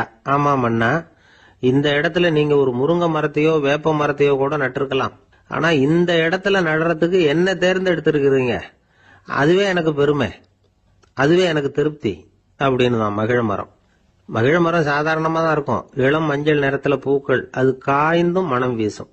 மகிழ மரம் மாதிரி மன திருப்தியோட வாழறதுக்கு நாம கத்துக்கணுமா. நாம இந்த உலகத்துல ஒரு நாயாவோ நரியாவோ கூட பிறந்திருக்கலாம், மனுஷனா பிறந்திருக்கிறோம், அதுவே பெருமை தானே. இந்த நிறைவு தான் மகிழ்ச்சியின் ரகசியம். ஒரு பையன் அப்பா கிட்ட போய், அப்பா நீங்க இந்த உலகத்துல ஒரு மனுஷனா பிறந்தது என்னோட அதிர்ஷ்டம் நானா. ஏண்டா அப்படி சொல்றேன்னு இருக்காரு அப்பா. நீங்க ஒரு கரடியா பிறந்திருந்தா இந்நேரம் நானும் ஒரு கரடி குட்டியா தானே இருந்திருப்பேன் அப்படின்னு நானா. ஒரு பல்கலைக்கழகம், அங்க ஒரு இலக்கிய பேராசிரியர், அவர் பாடம் நடத்திட்டு இருந்தார். ராபர்ட் பிரௌனிங் எழுதிய கவிதைகளை பத்தி சொல்லிட்டு இருக்கிறார். மாணவர்களும் ரொம்ப அக்கறையா அதை கேட்டுக்கிட்டு இருக்கிறாங்க. ஒரு குறிப்பிட்ட கவிதையை பத்தி சொல்லும் பொழுது அந்த பேராசிரியருக்கே ஒரு சந்தேகம். அதாவது அந்த கவிதையின் சரியான அர்த்தம் என்னங்கிறதுல சந்தேகம். பேராசிரியர் யோசனை பண்ணார். அந்த கவிதையை முழுசா புரிஞ்சுக்க முடியல. அதனால மாணவர்களை பார்த்து சொன்னார், மாணவர்களே ஒரு நாள் பொறுத்துக்குங்க, இந்த கவிதையை எழுதின கவிஞர் எங்க வீட்டுக்கு பக்கத்துல தான் இருக்கிறார். இன்னைக்கு சாயந்தரம் நான் அவரை நேரிலேயே போய் பார்க்கறேன், பார்த்து இதுக்கு என்னங்க அர்த்தம்னு கேட்டுட்டு வந்துடுறேன், அதுக்கப்புறம் உங்ககிட்ட சொல்றேன் அப்படின்னாராம். அன்னைக்கு சாயந்தரமே அந்த பேராசிரியர் கவிஞரை தேடிக்கிட்டு போயிட்டார். கவிஞர் அவங்க வீட்டில் அவர் பாட்டு உட்காந்துருந்தாராம்.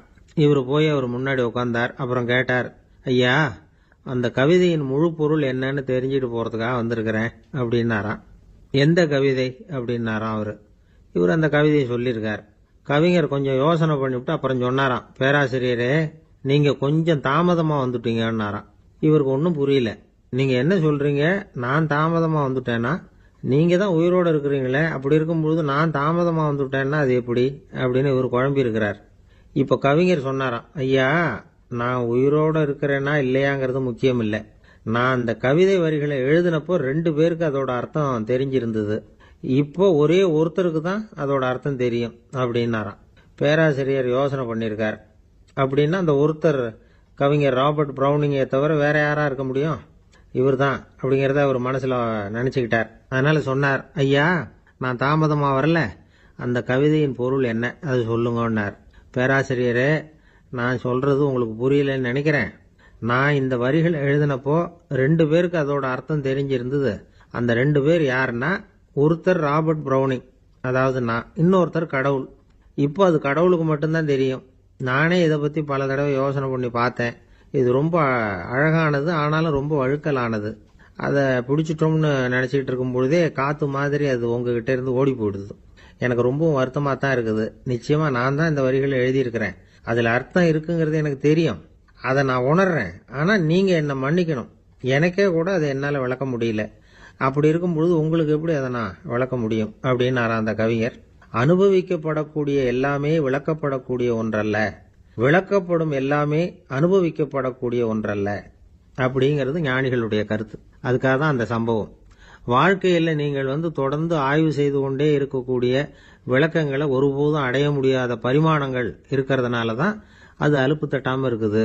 உங்களால் நிறைய அனுபவிக்க முடியும், இருந்தாலும் நீங்கள் அனுபவித்து அறிந்த விஷயங்கள் கூட வார்த்தைகளால் விளக்கப்பட முடிவதில்லை அப்படிங்கிறது பெரியோர் சிந்தனை. இதெல்லாம் ஒரு பக்கம் இருக்கட்டும்.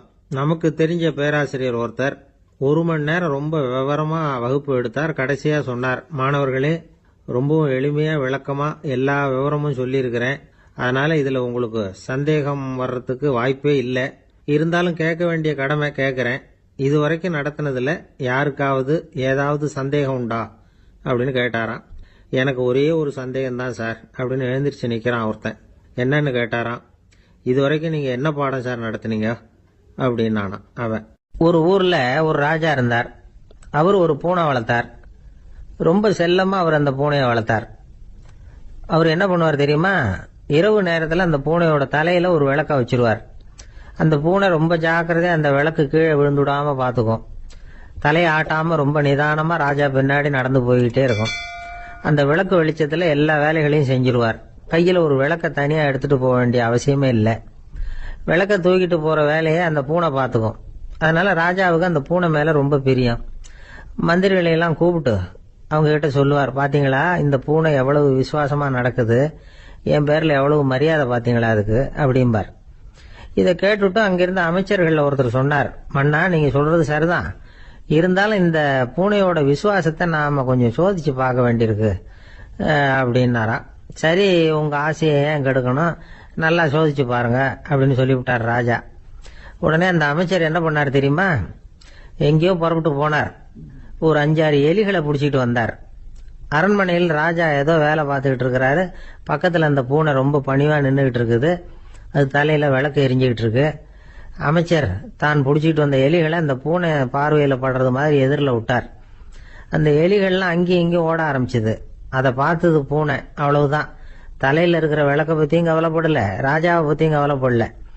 ஒரே பாய்ச்சலா பாஞ்சு எலிகளை துரத்த ஆரம்பிச்சுட்டுது. தலையில் இருந்த விளக்கு எங்கேயோ போய் விழுந்தது, அணைஞ்சு போச்சு. இருட்டில் ராஜா தடுமாற ஆரம்பிச்சுட்டார். இந்த சமயத்தில் அந்த அமைச்சர் மறுபடியும் விளக்கை ஏற்றினார். வெளிச்சம் வந்தது. அதுக்கப்புறம் அந்த அமைச்சர் பேசினார். அரசே, பூனையோட விசுவாசத்தை பார்த்தீங்களா? எலி அது கண்ணில் படுற வரைக்கும் தான் விசுவாசமா இருந்தது. அது மாதிரி எலியை பார்த்ததும் எல்லாத்தையும் விட்டுட்டு அதை துரத்த ஆரம்பிச்சுட்டு பார்த்தீங்களா? தான் அந்த பூனையை பற்றி நினைச்சது தப்புங்கிறது அதுக்கப்புறம் தான் அந்த ராஜாவுக்கு புரிஞ்சுதான். சரி, இப்ப எதுக்கு இந்த கதையெல்லாம் அப்படிங்கிறீங்களா? இந்த பூனை மாதிரி தான் நம்ம மனசும். மனசை எவ்வளவுதான் பயிற்சி கொடுத்து பக்குவமா வச்சிருந்தாலும் பார்க்கறதுக்கு பரமசாது மாதிரி தான் இருக்கும். பார்க்க வேண்டியதை பார்த்துட்டுதுன்னா பாஞ்சிரும். இந்த பூனை மாதிரி புலன் இன்ப பொருள்கள் கிட்டாத வரைக்கும் மனம் அடங்கி இருக்கிறது மாதிரி தான் தெரியும். கொஞ்சம் வாய்ப்பு கிடைச்சாலும் அது குதிக்க ஆரம்பிச்சிரும், தப்பு பண்ண ஆரம்பிச்சிரும். பெரிய பெரிய முனிவர்கள் வாழ்க்கையில நடந்த வீழ்ச்சி இதை தான் நிரூபிக்குது. புலன்களின் ஆற்றல் அதிகம். அதனால மனக்கட்டுப்பாடு பயிற்சிகள்ல ரொம்ப எச்சரிக்கையா இருக்கணுங்கிறார் சுவாமி சிவானந்தர். மது பழக்கத்தையே விட்டுட்டேன்னு உறுதியா இருப்பான்.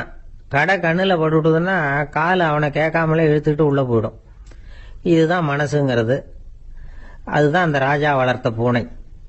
நம்மால் ஒருத்தன் அந்த ராஜா பூனை தலையில விளக்க வச்சது மாதிரி இவன் தன்னுடைய தலையிலேயே ஒரு விளக்கை ஏற்றி வச்சுக்கிட்டு என்னத்தையோ தேட ஆரம்பிச்சான். தேடிட்டு இருக்கிறான். தலையை ஆட்டாம நிதானமா நடந்து ரொம்ப நேரமா தேடிட்டு இருக்கிறான். அந்த சமயம் அங்க வந்த ஒருத்தர் என்னத்தை தேடுறீங்கன்னு கேட்டார். அதுதான் மறந்து போச்சு அப்படின்னு இழுத்தான். சரி, கொஞ்சம் இப்படி உட்காருங்க, ஞாபகம் வந்ததும் தேட ஆரம்பிக்கலாம் அப்படின்னாரு அவரு. இவன் கொஞ்ச நேரம் உட்காந்து யோசிச்சான். அப்புறம் திடீர்னு எழுந்திரிச்சான். ஞாபகம் வந்துட்டுதுன்னா. என்னன்னு கேட்டார்.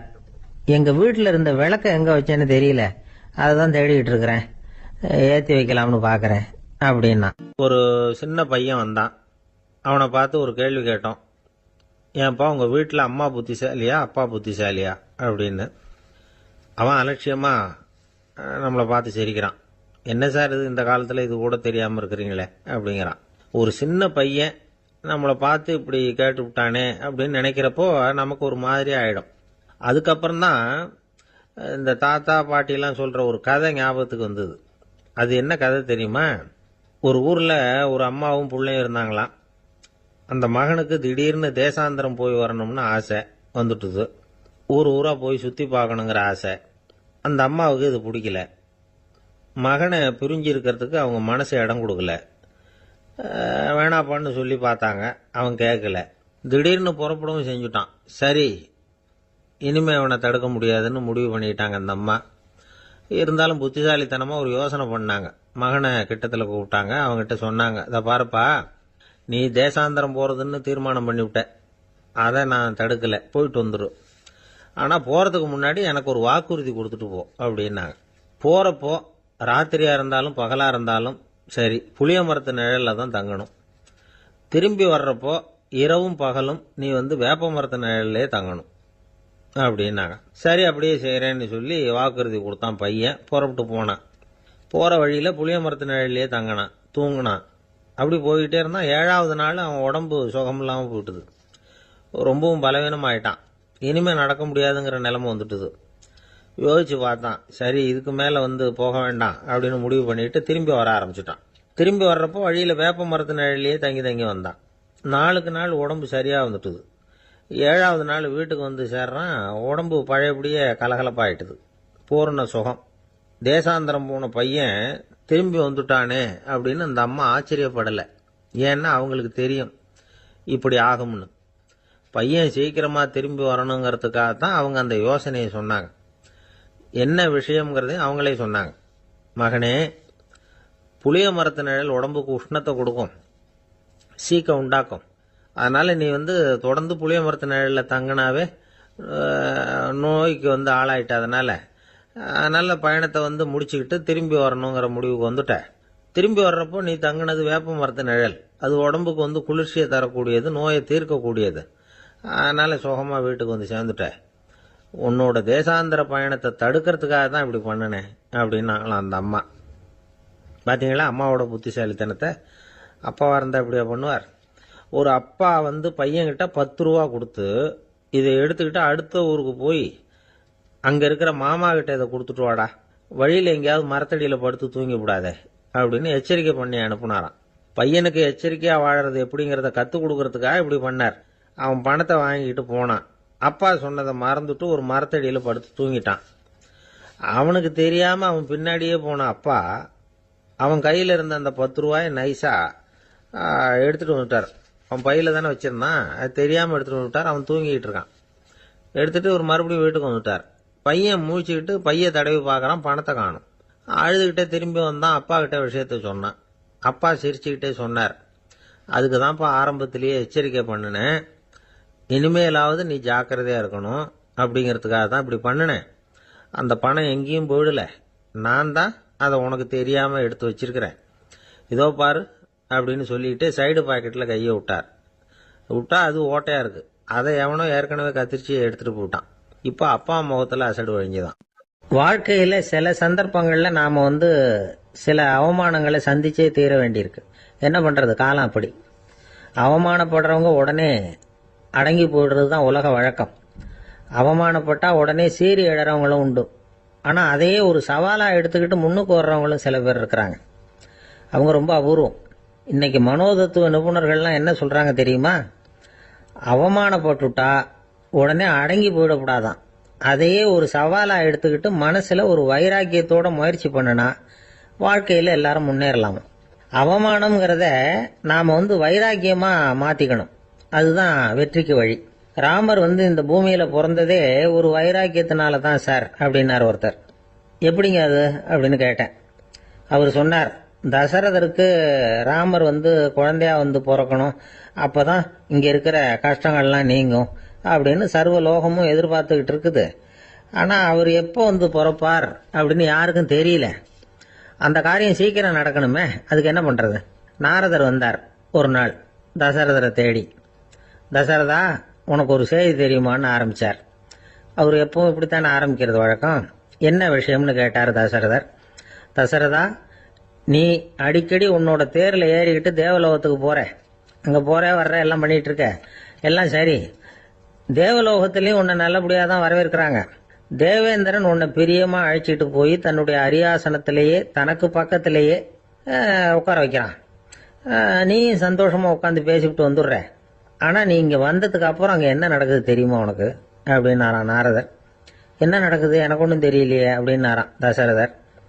நாரதர்கிட்ட வந்து கிட்டத்தில் வந்து கேட்டிருக்கார், கொஞ்சம் சொல்லுங்க என்னது அப்படின்னு. அவர் நெருங்கி வந்தாராம் நாரதரும். மெதுவாக அவர் காதோட காதாக சொன்னாராம். அதாவது நம்ம பாஷையில் சொல்லப்போனால் பற்ற வைக்கிறார். நீ அங்கே தேவேந்திரங்கிட்ட உட்காந்து பேசிவிட்டு வந்த பிறகு நீ அங்கே உட்காந்துருந்த அரியாசனத்தை தண்ணி ஊற்றி கழுவி சுத்தப்படுத்துகிறாங்க. நீ என்ன அந்த அளவுக்கு சுத்தம் இல்லாத ஆளா, தினம் குளிக்காமையா இருக்கிற அப்படின்னாராம். தசரதருக்கு இது ரொம்ப அவமானமாக போயிட்டுது.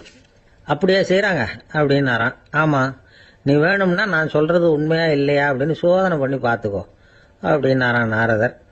உடனே தசரதர் இதுக்காகவே புறப்பட்டு தேவலோகம் போனார். அங்கே வழக்கம் போலவே இவரை கூப்பிட்டு உட்கார வச்சு பேசிக்கிட்டு இருந்தான் தேவேந்திரன். கொஞ்ச நேரம் பேசிக்கிட்டு இருந்துட்டு சரி நான் கிளம்புறேன்னு புறப்பட்டார். சரி, அவனும் வாசல் வரைக்கும் வந்து வழி அனுப்பி வச்சுட்டு உள்ளே போயிட்டான். தசரதர் வெளியில் கொஞ்ச நேரம் மறைஞ்சி இருந்துட்டு மெதுவாக உள்ளே எட்டி பார்த்தார் என்ன நடக்குதுன்னு. நாரதர் சொன்னது உண்மைதான். தசரதர் உட்கார்ந்திருந்த ஆசனத்தை அங்கே 2 தேவர்கள் கழுவி சுத்தப்படுத்திக்கிட்டு இருக்கிறாங்க. தசரதரால் இதை தாங்கிக்க முடியல. அவருக்கு ரொம்ப அவமானமாக போச்சு. நேராக கிடுகிடுன்னு தேவேந்திரங்கிட்டே போனார். நான் உட்கார்ந்திருந்த இருக்கையை சுத்தம் பண்ணுறியே, நான் என்ன அந்த அளவுக்கு பாவியா அப்படின்னு கேட்டார். ரொம்ப கோபமாக கேட்டார். தசரதரே, மனுஷனுக்கு 3 கடன்கள் உண்டு.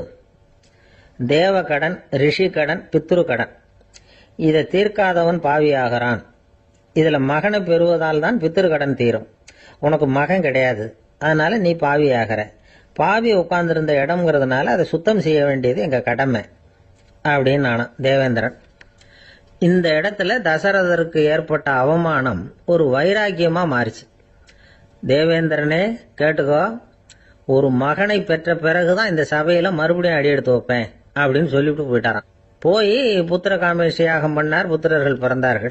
இந்த கதையில உள்ள கருத்து என்னன்னா, தேவேந்திரன் தசரதரை அப்படி அவமானப்படுத்தலைன்னா அவருக்கு இப்படி ஒரு வைராக்கியம் பிறந்திருக்குமா? யோசிச்சு பார்க்கணும். நமக்கு ஏற்படுகிற சில அவமானங்களையும் வைராக்கியமா மாற்றி